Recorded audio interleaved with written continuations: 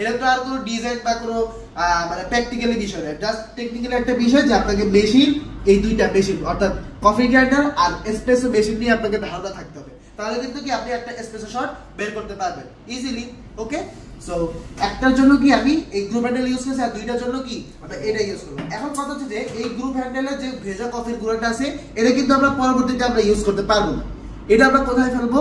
হ্যাঁ, এই যে আমার কাছে আছে জয় বাংলার একটা লগবুক, ঠিক আছে, এখানে আমি এই যে দেখছেন ভেজা কফি গুঁড়োটা পড়ে গেছে, তো এটা আর পরবর্তীতে ইউজ করা হয় না, এটা ফেলে দেওয়া হয়। তারপর হচ্ছে যে এই গ্রুপ হ্যান্ডেলটা এটা কিন্তু ময়লা ইউজ করা যাবে না, এটাকে প্রথমে পরিষ্কার করে দিতে হবে। সো পরিষ্কারটা হচ্ছে যে আমরা এইভাবে করি, যে দেখেন কফি গুঁড়ো পানিটা ফেলতেছি একটু, শেষ, মানে কফি গুঁড়ো যেটা লেগে আছে পানিতে পরিষ্কার করলাম, ভালো হচ্ছে যে শেষ, ক্লিন হয়ে গেছে কিন্তু, ঠিক আছে।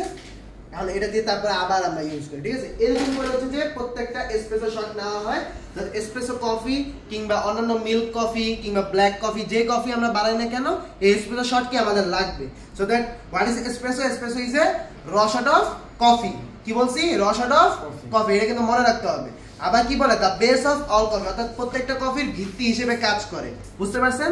সো একটু টেস্ট করে দেখি।